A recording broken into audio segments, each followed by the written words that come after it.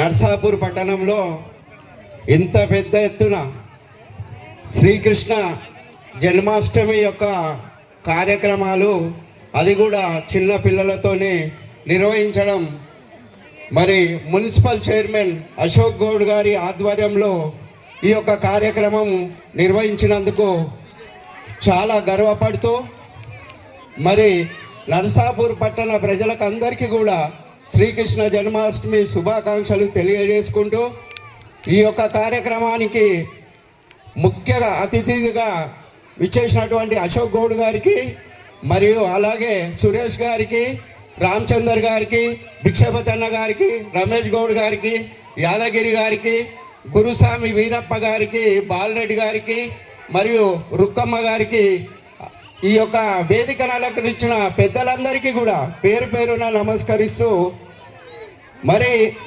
తల్లిదండ్రులు పిల్లలను చూసి ఆనందపడే దినాలంటే దాంట్లో చాలా గొప్పది కృష్ణాష్టమి. తన పిల్లలను తల్లి ఒక 2 రోజులు 3 రోజుల నుంచే పిల్లలను కృష్ణాష్టమి రోజు ఎలా అలంకరించాలి, ఎట్లా నేర్పాలి అనేది ప్రిపేర్ అయి 3 రోజుల ముందు నుంచే ఈ కార్యక్రమాన్ని ఆడపడుచులు చేసుకుంటారు. ఇది సంతోషకరమైన విషయం. మరి ఇలాంటి పోటీ కార్యక్రమాలు ఈరోజు పిల్లలందరినీ ఇక్కడికి తీసుకొచ్చి మరి వాళ్ళతోని ఆటలు పాటలు పాడించడం అనేది, మరి వీరిని చూసి కూడా ఇంకా కొంతమంది కూడా మరి ఇంప్రెషన్ అనేది వచ్చేస్తుంటుంది. మరి ఇలాంటి ప్రోగ్రామ్స్ మనం నిర్వహించినప్పుడే మన యొక్క భవిష్యత్ కార్యక్రమాలు ఏంటిదనేది మనం పిల్లలకు నేర్పగలుగుతాం. నేను ఒకటే చెప్పదలుచుకున్నా, తన పిల్లలకు ఏది ఇష్టం ఉంటే అది, వాళ్ళు దేంట్లో హుషారుగా చదువులో కానీ చదువులో ఉంటే చదువులల్లో, ఆటలల్లో ఉంటే ఆటలల్లో, పాటలల్లో ఉంటే పాటలల్లో, వాళ్ళ యొక్క మనసులో ఉన్న వాళ్ళ దగ్గర ఏదైతే కళ ఉందో ఆ కళకు మాత్రం తల్లిదండ్రులు అడ్డం రావద్దు.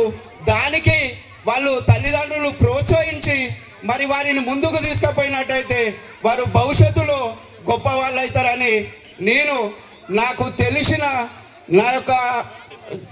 తెలిసిన అనుభవంతో నేను చెప్తున్నాను. నేను కూడా చిన్నప్పుడు కూడా ప్రతి ఒక్కరం కూడా స్కూల్కి పోయేటప్పుడు ఎన్నో కళలు కన్నాం. కానీ కొందరి కళలు నెరవేరినాయి, కొందరి కళలు నెరవేరలేవు. అప్పుడు తల్లిదండ్రుల సహకారం చాలా తక్కువగా, మరి ఆర్థిక పరిస్థితులు చాలా తక్కువ ఉండే. కానీ ఇప్పుడు అట్లా కాదు. ఇప్పుడు ఆర్థిక పరిస్థితులు ప్రతి తల్లిదండ్రి ఉద్యోగం చేసైనా తన పిల్లలను చక్కగా చదివిపిస్తున్నారు. కాబట్టి మరి పిల్లలకు దేంట్లో అయితే నేర్పరితనం ఉంటుందో దాంట్లో మనం ముందుకు తీసుకుపోయినట్టయితే వాళ్ళ భవిష్యత్తు బాగుంటుంది.